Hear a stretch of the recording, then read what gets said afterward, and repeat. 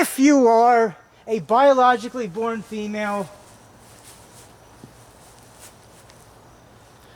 born 1986 to 2001, 2002, you clicked on this because you find me to be very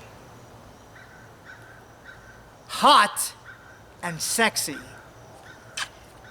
With all that said, Halloween sequels. Personally, speaking of them, I never watched 3 at all. That's the one with the witch stuff in 1982. Never saw the third one. It goes off the path of not having Michael Myers in it. So I would say 3. I wouldn't say it's bad because it's not part of the whole Myers way, but I would say just take 3 out of it. I don't like 4. I don't like 5. I don't like 6. I don't like 8, 9, 10, 11, or 12. 9 and 10 are the reboots by Rob Zombie. I don't like his style of filmmaking and directing. And the reboot in 2018, which had a trilogy to it, the Halloween new trilogy of 2018 to 2022, again, that I really didn't care for either. So, with all those taken out of the way, it is now the original Halloween 2, 1981, versus Halloween 20th Anniversary H2O, 1998. So, if you had to choose, if you, over there, beyond the screen, wherever you are, on this globe of the world, which do you prefer?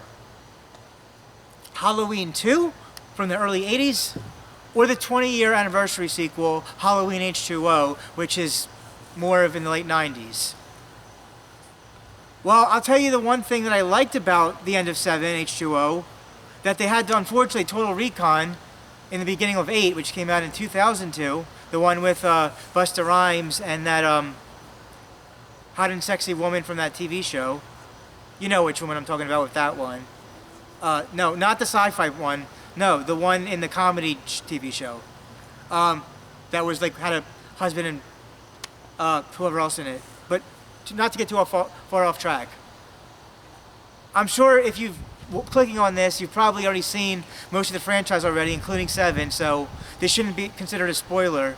At the end of 7, Jamie Lee Curtis's character, Laurie Strode, takes a axe and supposedly, allegedly, chops off Michael Myers' head outside somewhere. Which would have been a perfect ending for that to be the 3rd movie after Halloween 2. Even though, let me tell you about Halloween 2 at the end for a sec. He gets burnt to crisp by fire and still lives after fire. After all the fire on him. Tell me how that makes sense. It makes as much sense as him walking away on the ground at the end of the first one. But that's like I'm saying, like in the other video, it just should have ended at the end of the first one with him just walking away unseen and the creepy music all around town. And such of what those shots were.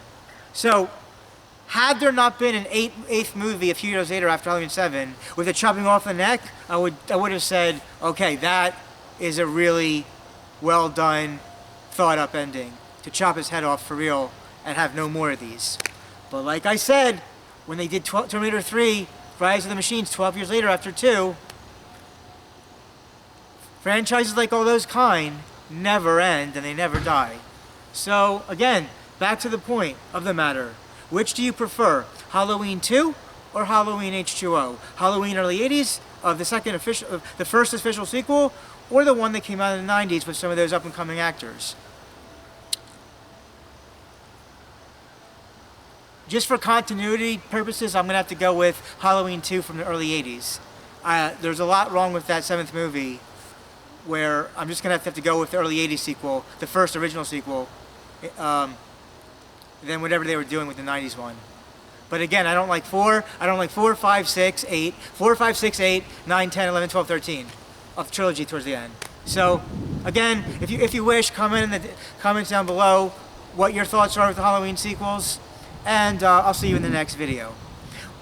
We'll see you at the movies. Everybody dance and have a good time. This is Millennial Man Motions Entertainment, LLC, signing out for now.